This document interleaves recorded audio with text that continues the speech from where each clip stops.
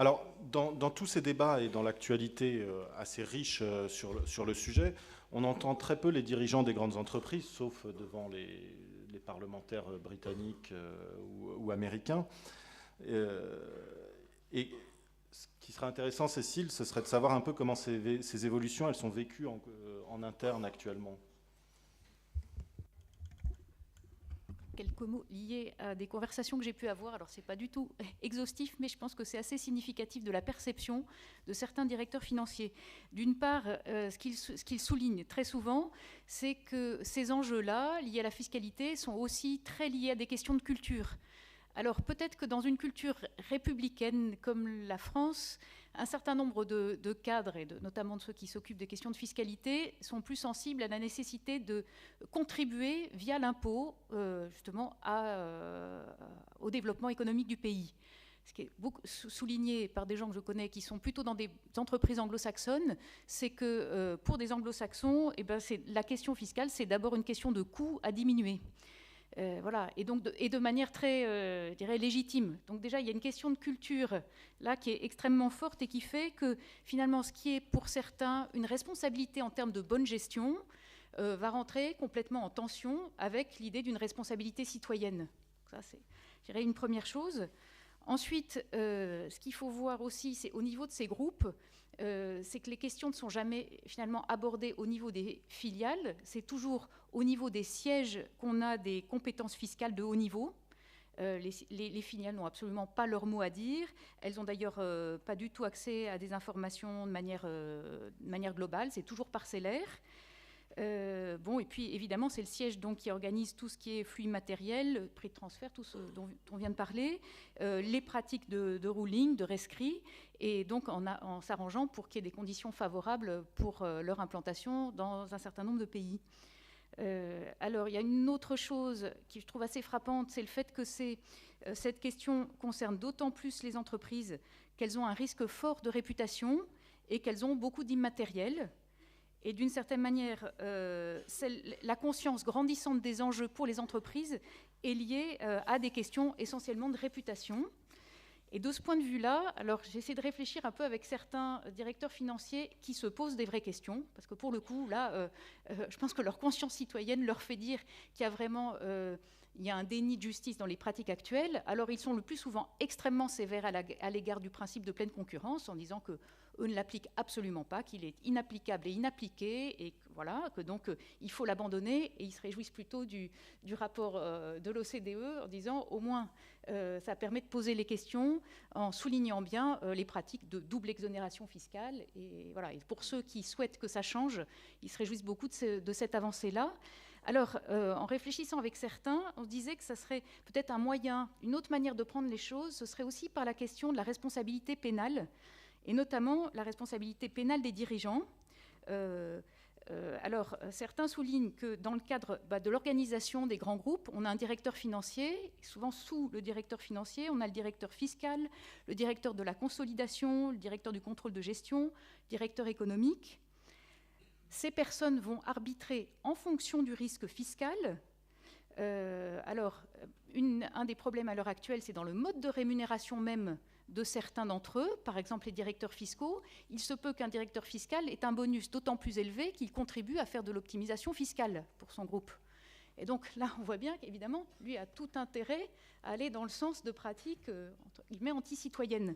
Donc une manière de faire, ce serait de pouvoir dire que d'une part, puisque ces personnes arbitrent en fonction du risque fiscal, il faudrait que le risque soit plus grand qu'il n'est à l'heure actuelle, que la valeur de l'amende possible soit extrêmement élevée, on pourrait dire plusieurs centaines de millions d'euros. Et certains soulignaient que la question, ce n'est pas forcément le plus de contrôle, parce que là, on retomberait dans des lourdeurs administratives impossibles, mais plutôt le fait que le contrôle, peu de contrôle, mais avec un effet maximal possible. Donc, augmenter le risque fiscal pour les entreprises, puis donc que ces personnes aussi puissent être responsables pénalement, notamment le directeur fiscal. Alors, une des personnes avec lesquelles je parlais me disait, mais en fait, dans le fond, il faudrait qu'on oblige, que l'État oblige à ce qu'il y ait une forme de double loyauté du directeur fiscal, à la fois à l'égard de son entreprise et à l'égard de l'État, où l'entreprise se situe. C'est-à-dire qu'il faudrait, pour qu'ils puissent agir de manière plus responsable, avoir un statut protégé, de façon à assurer son indépendance, et de pair avec une obligation de déclaration indépendance, et puis la recherche de pratiques fiscales justes. Et on pourrait très bien imaginer que ces directeurs fiscaux aient à certifier les déclarations faites, par exemple en France, dans le cadre de la loi NRE, à propos des recettes fiscales de l'entreprise.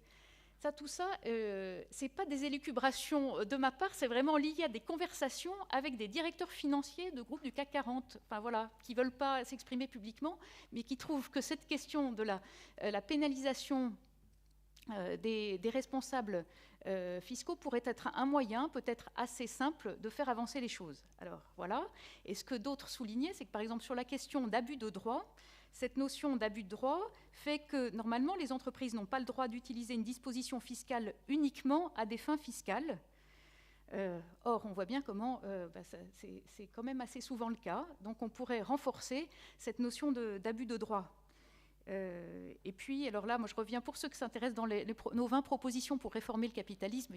La proposition 15 est sur cette question des prix de transfert et notamment ce qu'on proposait en dehors du fait d'appliquer en gros le principe de l'apportionment américain, en gros l'idée d'une assiette fiscale consolidée, ce qui se fait aux États-Unis, au niveau des États-Unis, de le faire au niveau mondial. Alors, c'est peut-être irréaliste à court terme, mais en tout cas, réfléchir à une manière d'avoir accès à la fois à ce qui se passe pays par pays, justement, c'est ce qui est relayé par le CCFD et autres organisations, pour avoir une idée de la manière dont les entreprises ont la masse salariale, le chiffre d'affaires, les investissements réalisés, les flux intragroupes de dividendes, tout ça, reporting pays par pays, c'est une manière d'essayer d'avancer vers une assiette fiscale consolidée à l'échelle mondiale. Voilà. Et puis, il y aurait des choses à dire sur l'interrogation sur les marques et le fait que les marques, le plus souvent, ne sont pas inscrites à l'actif des bilans et que pourtant, les entreprises continuent à se faire rémunérer sur les marques, enfin, faire rémunérer par leurs filiales, ce qui pose quand même un petit problème aussi en matière de comptabilité. Voilà. Je voudrais vous reposer une deuxième question, c'est que vous avez parlé du statut des directeurs fiscaux et de la nécessité des questions de certification. Il y a aussi justement des professionnels dont le métier est de certifier des comptes. Et ces mêmes cabinets, on parle des Big Four en général, sont aussi des promoteurs de conseils en matière d'optimisation fiscale. Donc comment arriver à découpler un peu ces deux fonctions qui peuvent être quand même, qui peuvent se confronter et aggraver la situation? C'est vrai qu'il y a un vrai conflit d'intérêts. Et puis, indépendamment de ces Big Four, il y a aussi tous les cabinets d'avocats d'affaires, dont on parlait tout à l'heure. Je me rappelle de conversations avec des amis qui sont avocats d'affaires. Et au moment là où je regardais, j'essayais de voir ce qui était possible, et en allant interroger les uns et les autres, là, il y a une dizaine d'années de ça, et ben, certains m'avaient dit à l'époque, et je pense que ça n'a pas tellement changé, qu'ils estimaient que 60% du chiffre d'affaires de leur cabinet d'avocats était lié à du conseil en optimisation fiscale. Enfin, ça rejoint les chiffres donnés par rapport aux Pays-Bas tout à l'heure.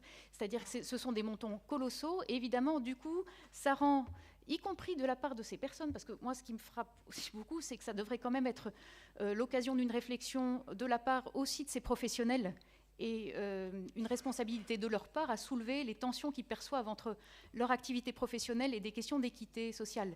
Mais quand on gagne tant d'argent à ces pratiques, ben ça devient beaucoup plus difficile de critiquer en gros le système qui vous nourrit. Donc il me semble que là, tout ce qu'on pourra faire pour favoriser aussi une expression de ceux qui sont, dont le métier consiste à se livrer à ce type de pratique, ça veut dire aussi, alors ça c'est peut-être parce que c'est mon dada du point de vue universitaire, mais c'est de se dire comment est-ce qu'on va aider les jeunes qui sont étudiants dans des écoles de commerce, d'ingénieurs ou autres, à réfléchir et à anticiper leurs responsabilités de ce point de vue-là. Ça sera, à mon avis, un autre champ à explorer.